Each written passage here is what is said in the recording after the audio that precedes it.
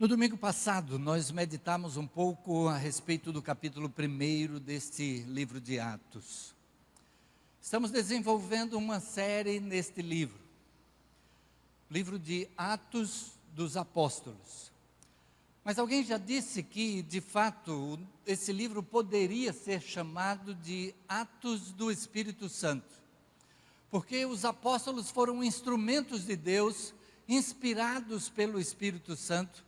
E nós vamos ver como o Espírito Santo dirigiu a igreja cristã primitiva para que a mensagem do Evangelho pudesse ser espalhada por toda a região do Império Romano de então. E até indo para além desse império.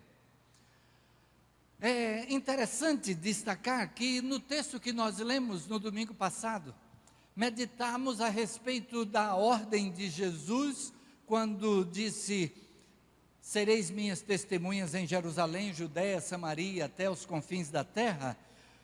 Agora, o texto que lemos, ele conclui com o momento em que Jesus é elevado às alturas. E no momento em que os discípulos estão olhando para Jesus, e até que uma nuvem o esconde da vista deles, naquele momento aparecem dois homens vestidos de branco, duas pessoas vestidas de branco, que são declaradas como sendo anjos enviados por Deus. E aqueles homens então fazem uma promessa. Eles dizem para os apóstolos ali reunidos: por que é que vocês estão olhando aí para o alto? Jesus há de descer da mesma maneira como para o céu o vistes subir. Esse recado que foi dado aos apóstolos naquele momento é algo que fala ao nosso coração sobre a motivação que aquela igreja tinha. Aquela igreja então tinha recebido do Senhor uma ordem, um mandamento, o que nós chamamos da grande comissão. Tinha algo a cumprir para a sua geração, e a motivação é de que Jesus vai voltar. Jesus vai voltar para levar para si os que são seus. E alguém vai dizer: mas pastor, essa motivação será que não ficou perdida no tempo, porque aquela geração passou e muitas outras gerações também passaram depois dela?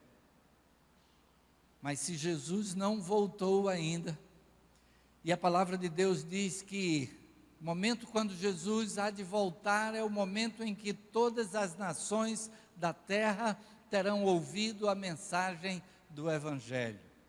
Este Evangelho do Reino será pregado em todo o mundo, em testemunho a todas as gentes, e então virá o fim. Mas cada geração que passou, cada pessoa que creu em Cristo como Salvador, que entregou a sua vida a Jesus, partiu para estar com Ele, da mesma maneira de quando Ele há de voltar. E a palavra de Deus diz que os mortos ressuscitarão primeiro, e os que estivermos vivos seremos arrebatados para encontrar com Ele nas alturas. A motivação daquela igreja cristã primitiva estava num futuro que Jesus Cristo havia prometido, de estar com Ele para todo sempre, por toda a eternidade. E algo que o apóstolo Paulo então apresenta, comparando com aquilo que nós podemos sofrer nesta vida. Lá em Romanos 8,18 ele diz: porque para mim tenho por certo que os sofrimentos do tempo presente não podem ser comparados com a glória a ser revelada a nós. Aquilo que está à espera de nós é algo infinitamente superior ao que possamos experimentar aqui de bom, e infinitamente mais valioso para compensar aquilo que de dificuldade possamos experimentar. Aquela foi uma igreja que sofreu perseguição, Mas o apóstolo vem e promete àquela igreja: o que está aguardando no futuro, no céu, é infinitamente superior. E aquela igreja então que recebeu aquela ordem de Jesus e que tinha esta motivação. Nesse texto que nós lemos, nós temos o momento em que se cumpre o que Jesus havia prometido. Jesus havia dito naquela grande comissão: recebereis poder ao descer sobre vós o Espírito Santo, e então sereis minhas testemunhas. Jesus já havia prometido desde antes no seu ministério. Em João capítulo 14, verso 16, ele diz: e eu pedirei ao Pai, e ele lhes dará outro conselheiro, ou como dizem outras traduções, outro consolador, para estar com vocês para sempre. No versículo 18 também do capítulo 14 de João, ele diz: não os deixarei órfãos, voltarei para vocês, referindo-se de que ele estaria em nós por meio do seu Espírito. E no versículo 26, ele se referindo ao Espírito diz: ele lhes ensinará todas as coisas, e lhes fará lembrar tudo o que eu lhes disse. O Espírito haveria de vir, haveria de fazer lembrar todas as coisas, tanto é que o que nós temos hoje como Novo Testamento e o registro dos apóstolos a respeito dos ensinos de Jesus, foram feitos bastante tempo depois.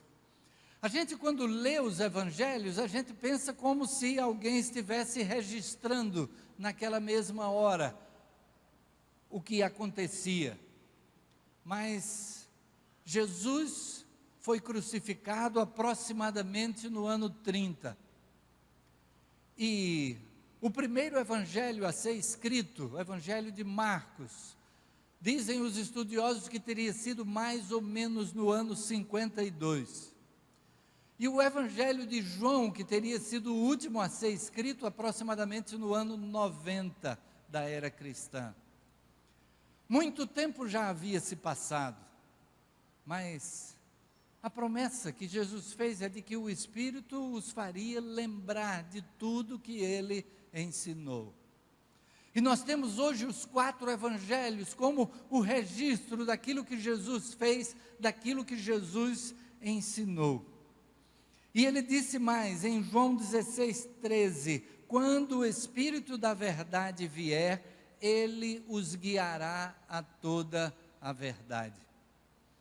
Quando nós entendemos a verdade da palavra de Deus, quando nós entendemos o recado que Deus tem para nós, o chamado que Deus tem para nós, quando entendemos a missão de Jesus, quando entendemos que Jesus veio para a nossa salvação, é porque o Espírito nos guia a toda verdade. Talvez haja alguém aqui que fique em dúvida diante de tantas igrejas, de tantas coisas que são apresentadas como vindas de Deus, religião, o que quer que seja.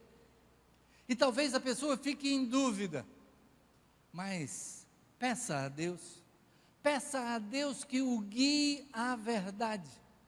Peça a Deus que mostre o que, dentre tantas possibilidades que são apresentadas no mundo, que o guie à verdade. E o Espírito da verdade estará trazendo a resposta.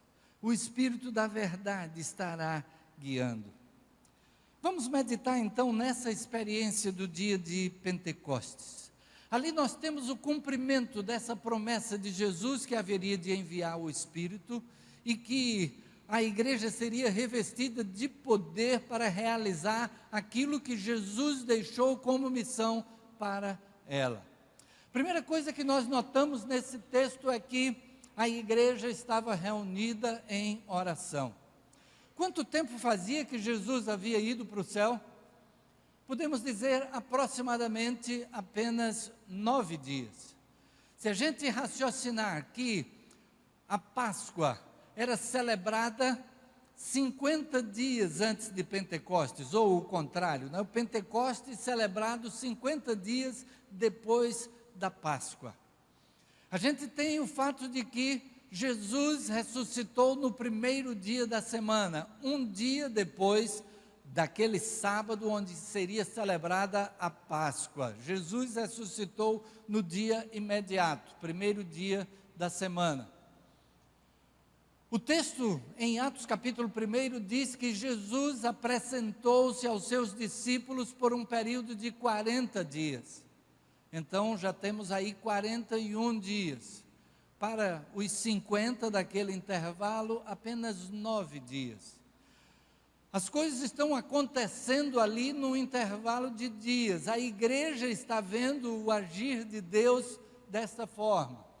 Cristo morreu, ressuscitou ao terceiro dia, depois que aparece aos discípulos logo no dia da ressurreição, o texto bíblico diz que uma semana depois ele aparece novamente. Ele vai aparecer em alguns momentos ali ao longo desses 40 dias, temos vários momentos destes registrados nos evangelhos, e agora ele foi para o céu aproximadamente 9 dias depois ao cumprimento desta promessa. E digo aproximadamente porque na Bíblia o número 40, ele se assemelha ao que a gente tem como o número 12. Como é que é o número 12 para a gente? Se a gente disser assim, que vinha caminhando pela rua uma dúzia de pessoas, não necessariamente serão 12. Pode ser 10, 13, 14, vinha aquele grupo aproximado de 12. Os estudiosos verificam que na narrativa da Bíblia, o número 40, ele pode ser um número exato, mas ele pode ser um número aproximado. E então, quando é mencionado que Jesus apareceu por espaço de 40 dias, pode ser este um número aproximado. Então, aproximadamente 9 dias depois que Jesus vai para o céu, há o cumprimento desta promessa. A igreja está reunida, muito provavelmente naquele mesmo cenáculo onde foi realizada a ceia do Senhor, onde foi instituída a ceia do Senhor. E agora a igreja reúne-se ali, já com uma perspectiva de uma mudança. Naquele dia da ceia, era uma celebração normal, quando o Senhor Jesus então a instituiu. No dia seguinte, Jesus é morto, a igreja está triste, a igreja está sem entender o que é que está acontecendo. Mas no terceiro dia, Jesus ressuscita e cumpre-se o que Jesus havia prometido, de que os discípulos estariam tristes, mas que a sua tristeza se converteria em alegria. E agora, depois desse período em que Jesus aparece aos discípulos e vai para o céu, e eles ouvem essa promessa, eles estão aguardando o cumprimento desta promessa em oração.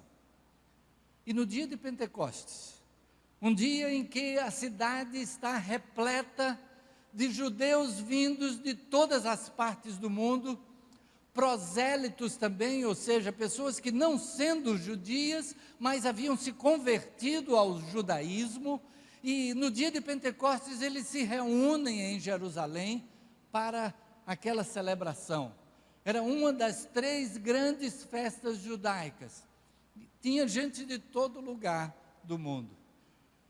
Estão naquele cenáculo, de repente vem um som, como de um vento muito forte, e encheu toda a casa na qual estavam assentados. O que chamou a atenção inicialmente foi o som de um vento muito forte. Muito provavelmente não estava ventando desse jeito, mas dentro daquela casa, o que havia era o som de um vento. A gente pode pensar nessa palavra vento de uma maneira bastante especial, porque a palavra espírito na língua grega, pneuma, ela tem o significado de vento, de ar. E o Espírito é aquele que vem para tanto nos encher, para preencher tudo aquilo que são as nossas necessidades. Lembro de uma figura apresentada pelo pastor Russell Shedd. Ele disse que uma vez estava indo no carro e, de repente, o carro começou a falhar. E ele não sabia o que era. E parou e chamou um mecânico, e o mecânico foi, verificou, estava tudo em ordem. E o mecânico era experiente, e o mecânico disse: é provável que o suspiro do tanque de combustível esteja entupido, vedado. E ele foi e abriu a tampa do tanque de combustível. E na hora que ele abriu a tampa de combustível e que o ar entrou, na hora que abriu, fez aquela sucção, né? Aquele ruído do vento entrando ali. Aí ele foi e ligou o carro e o carro funcionou perfeitamente. O tanque de combustível precisa da entrada de ar para que não seja criado ali um vácuo e impeça o combustível de sair para ir suprindo o motor.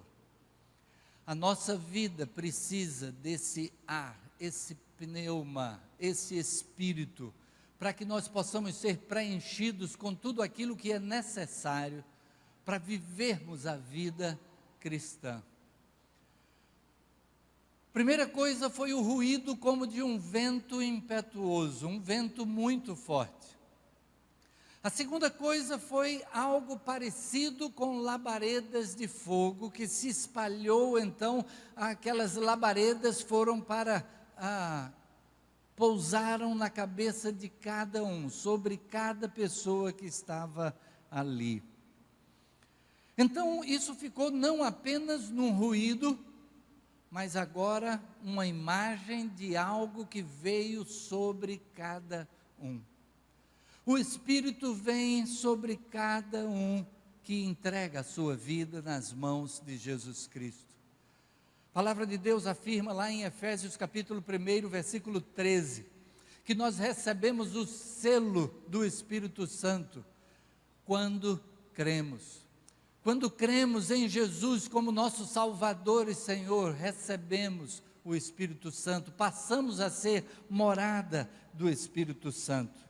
E o texto diz então que todos ficaram cheios do Espírito Santo e começaram a falar noutras línguas, conforme o Espírito os capacitava. Aqueles homens, e o texto vai deixar bem claro que as multidões ao redor começam a estranhar, não são todos esses homens galileus, eles são todos nascidos aqui na região, na Galileia, e dizem também os estudiosos que a região da Galileia era tida com algo que nós conhecemos aqui no Brasil, esse país, continente, com a maneira de falar de cada lugar. A Galileia era tida como uma região onde a pronúncia era bem característica. Lembrem que quando Pedro está seguindo a Jesus, Jesus foi preso, está sendo julgado, levado para a casa do sumo sacerdote, e alguém vê a Pedro e diz: olha, você estava com ele, porque eu vejo que você é galileu. O seu sotaque não nega, você é galileu. E dizem que a pronúncia do galileu era meio embolada. Imagine para alguém que vem, alguém que é nascido em outro país, escutar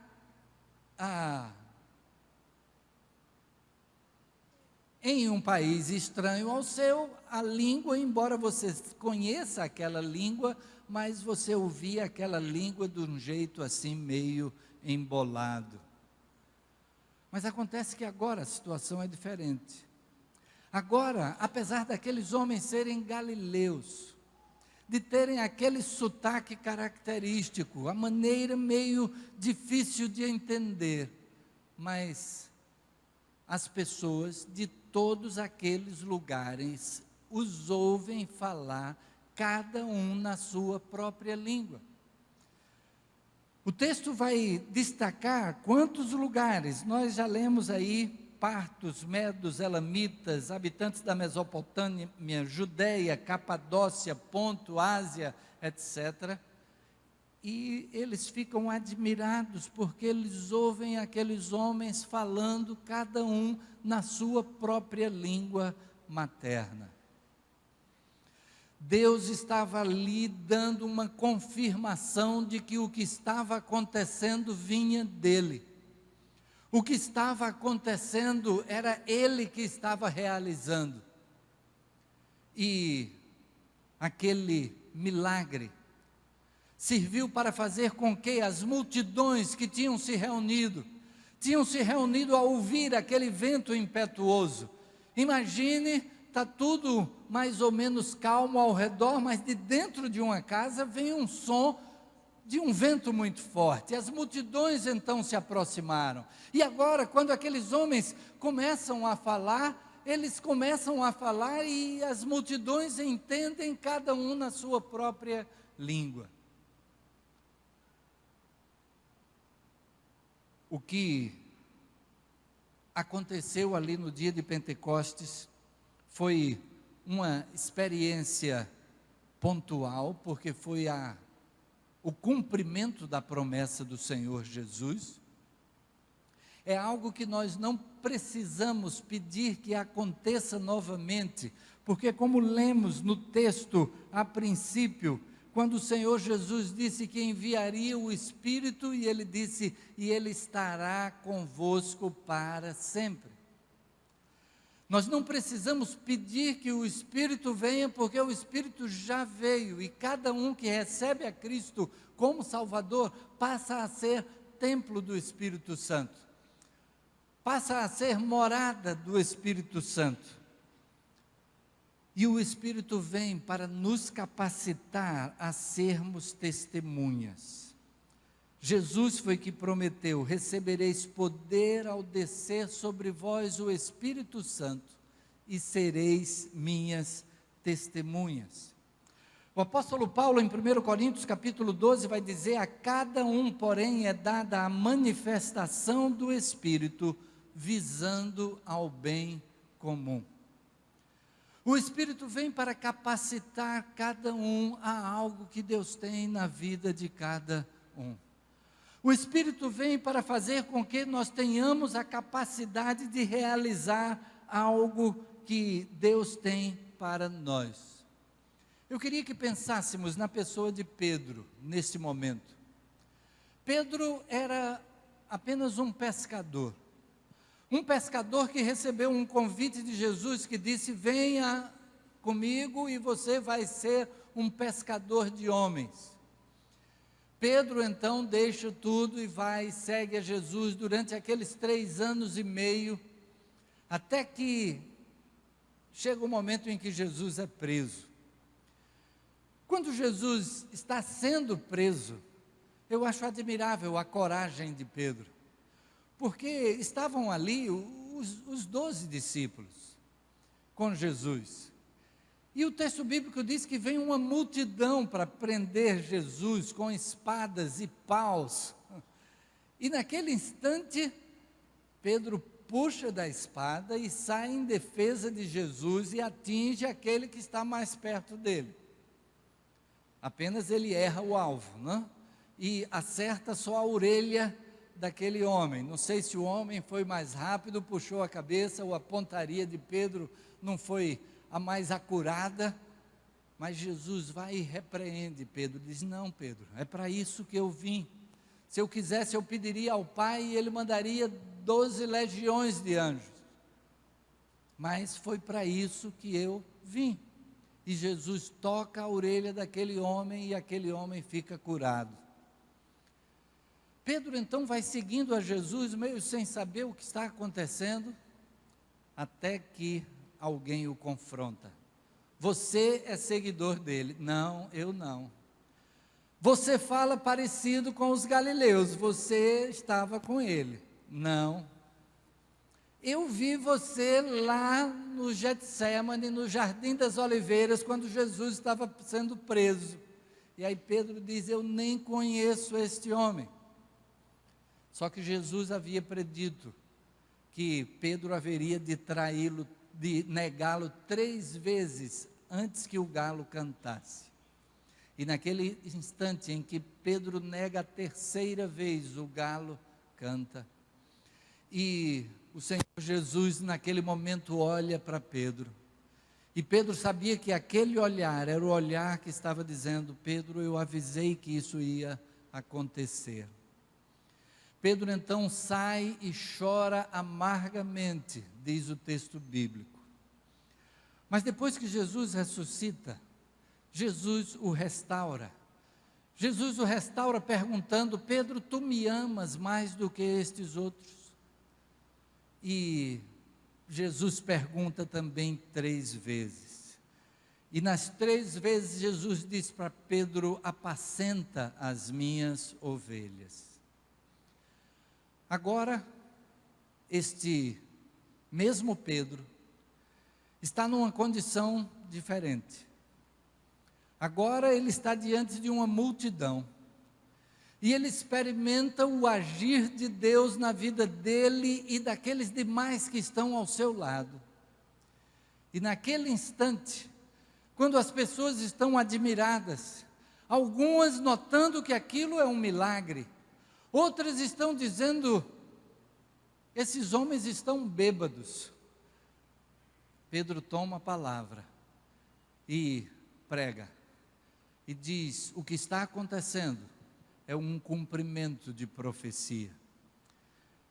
E Pedro anuncia a mensagem do Evangelho, e naquele dia se convertem 3.000 pessoas. 3.000 pessoas são batizadas naquele dia. Qual a capacidade de Pedro de agir desta forma? Como é que aquele pescador galileu chega em Jerusalém, a cidade das lideranças religiosas, e ele prega uma mensagem, e 3.000 pessoas se entregam a Jesus Cristo? É porque ali estava o cumprimento do que Jesus tinha dito para a sua igreja. Ele estava ali capacitado pelo Espírito que foi enviado. O que é que Deus tem entregue como missão para cada um de nós? O que é que, talvez você até já pensou assim: eu gostaria de fazer isto ou aquilo para o crescimento do reino de Deus, mas eu me acho incapacitado. Eu acho que não tenho a condição de realizar isto para Deus. Outras pessoas, aquelas pessoas que estão lá na frente da igreja, aqueles que exercem alguma função de liderança, esses são capacitados por Deus. Mas a promessa do Senhor Jesus foi: recebereis poder ao descer sobre vós o Espírito Santo. O Senhor Jesus cumpriu com a sua missão. A missão de Jesus foi morrer na cruz, levando sobre si o meu pecado, o seu pecado, para poder me oferecer e lhe oferecer perdão, vida eterna, de graça porque Ele pagou o preço. É de graça para nós, mas foi um preço elevado para Ele. Ele assumiu a cruz no nosso lugar. Ele levou sobre si o nosso pecado. E aí, Ele deixou também uma missão para cada um de nós. O texto que nós lemos de 1 Coríntios, o apóstolo Paulo vai dizer: a cada um, porém, é dada a manifestação do Espírito, visando ao bem comum. É dada a cada um. Cada um que entrega a sua vida nas mãos de Jesus vai receber dele, através do Espírito, a capacitação para realizar aquilo que Ele tem para nós, aquilo que Ele tem colocado no nosso coração, aquilo que Ele deseja que estejamos realizando.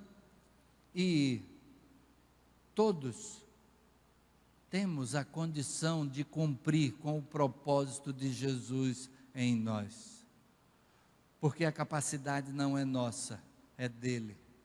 É por isso que aquilo que nós fazemos, nós entregamos a Ele todo louvor, toda honra, toda glória. Aquilo que nós fazemos, fazemos como instrumento na mão dEle.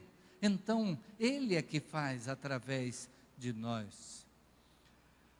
Neste relato deste capítulo 2, está aqui o que seria necessário para a igreja realizar aquilo que Jesus Cristo tem para ela. E quando falo a igreja é cada um de nós. Cada um que já entregou sua vida a Jesus. Cada um que já entendeu que o plano de Deus para nós é que pudéssemos estar reconciliados com Ele por meio de Jesus, removida a separação, aquilo que nos impedia de estar em comunhão com o Pai.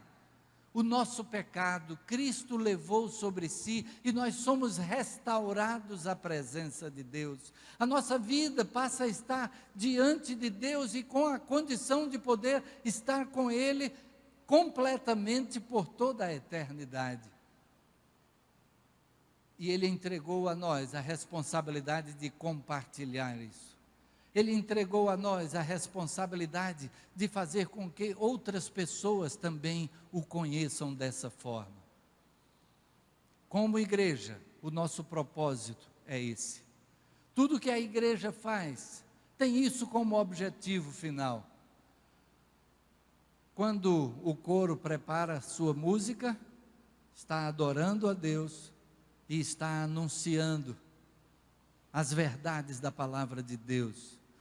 Quando a banda ensaia aqui, da mesma maneira. Quando falamos a respeito da música no culto, não estamos excluindo tudo aquilo que acontece durante a semana, de atuação social, de ensino da palavra de Deus, tudo aquilo que a igreja realiza em cada momento. São oportunidades que temos de tomar parte neste objetivo maior, de que vidas possam conhecer a Jesus como Salvador e Senhor. Baixe sua cabeça, feche seus olhos. Pense, em primeiro lugar, nesse exemplo de Pedro. E de que Pedro, um dia, recebeu um chamado de Jesus: venha após mim. E ele respondeu positivamente. Cristo faz esse chamado a todos nós, porque em determinado momento ele faz esse mesmo convite no plural: vinde a mim, todos vós que estáis cansados e sobrecarregados, e eu vos aliviarei. Jesus faz o convite para que nós entreguemos a nossa vida na sua mão. Pedro foi um grande instrumento de Deus. O primeiro passo foi aceitar o convite de Jesus. Aceite esse convite que Jesus faz, de poder segui-lo, de entregar a sua vida a Ele, de receber o seu Espírito, você passando a ser morada do Espírito Santo. Você pode fazer isso no lugar em que você está, dizendo do seu coração para o coração de Deus: sim, Senhor, eu quero que Jesus seja o meu Senhor e o meu Salvador. E cada um que já entregou a vida a Jesus, pensando também no exemplo de Pedro, aquele homem, um pescador, que negou a Jesus 3 vezes, mesmo depois de passar 3 anos e meio seguindo a Jesus, mas restaurado por Jesus e capacitado pelo Espírito, ele prega para uma multidão. Aquilo que Deus tem para fazermos, Ele vai dar a condição de realizarmos. Aqueles discípulos estavam em comunhão constante com Deus, reunidos naquele cenáculo, com a disposição de servir. Deus os capacitou por meio do seu Espírito, e Ele tem os seus propósitos também para cada um de nós. O que é que Deus tem para a sua vida? Coloque diante dele a sua vida, e Ele estará realizando tudo aquilo que Ele tem. Senhor Deus, louvamos o Teu nome, Pai, e agradecemos pelo Teu Espírito que vem para confirmar aquilo que foi a Tua promessa, para que nós pudéssemos ter a Tua presença no nosso dia a dia.